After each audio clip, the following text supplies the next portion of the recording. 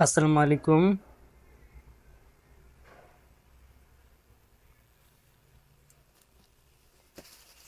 আজকে আবার একটা আনবক্সিং করব। এটা একটা অনু, আর এটা রিসিভ, আর এটা হচ্ছে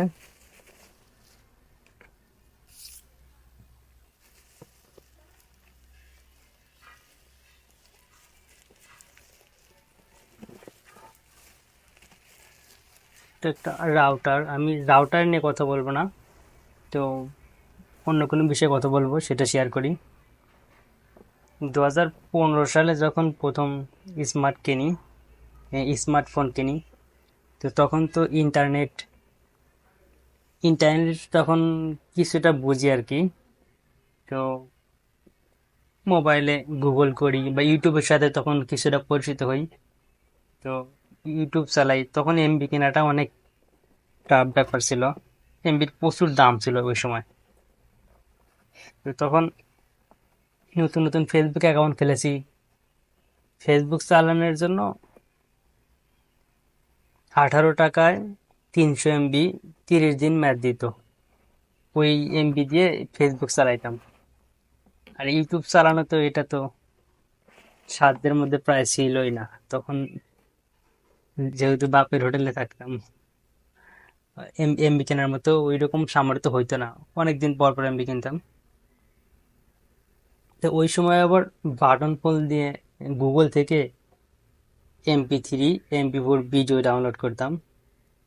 তো ওই সময় যখন ভিডিও ডাউনলোড হতো, প্রায় 20 মিনিটের মতো সময় লাগতো। তো ওই আহ, যখন ভিডিও ডাউনলোড হতো, স্ক্রিনে কোনো কিছু করা যেত না।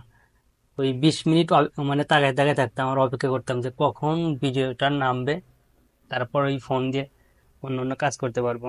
তো ওই ওই সময়ের ইন্টারনেটের কথা মনে পড়ে, আহ, মানে আমি নিজের অনুভূতি শেয়ার করতেছি। তো ওই সময়ের ইন্টারনেট আর এখনকার ইন্টারনেট, এখন তো স্টারলিংক চলে এসেছে। হ্যাঁ, বাংলাদেশে এখন অ্যাভেলেবল হয়নি, তবে কয়েক মাস মধ্যে সম্ভবত হয়ে যাবে। তো ওই সময়ে তো এমবি কিনে চালাইতাম, তখন আবার উম, মানে মডেম কেনার স্বপ্ন তৈরি হলো।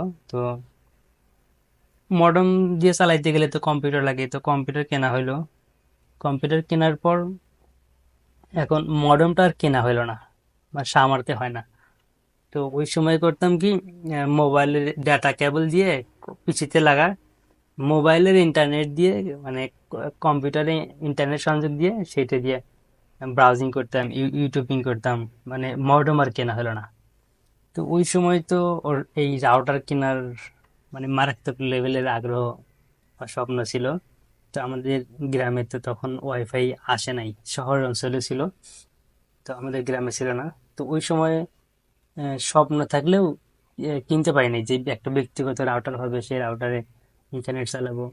শহরে এসে কেনা হয় নাই, সামর্থ্য হলে কেনা হয় নাই, তার কারণ 100 টাকা দিলেই অ্যাভেলেবেল কানেকশন পাওয়া যায়। তো কেনা হয়ে ওঠে না।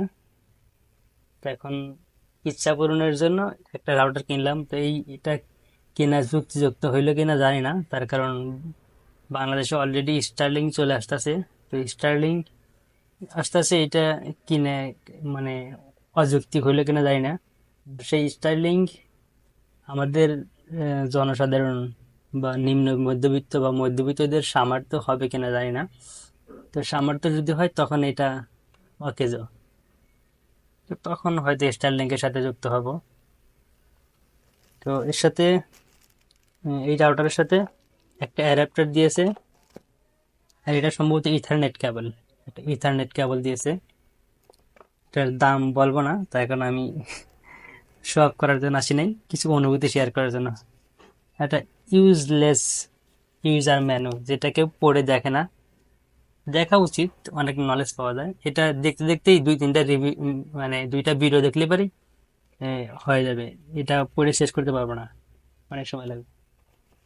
তো এর সাথে একটা অন্য অন্য কিনে এনেছি, অন্যর সাথে একটা অ্যাডাপ্টার আছে। অন্যটা হোয়াই ব্যান্ড, আমার এই ব্যান্ডটা অনেক ভালো লাগে, হোয়াই ব্যান্ডের অনু। যাই হোক, কালকে সম্ভবত এগুলো সেট আপ করবে, লোক আসবে, ফোন দিয়েছিলাম। Thank you so much.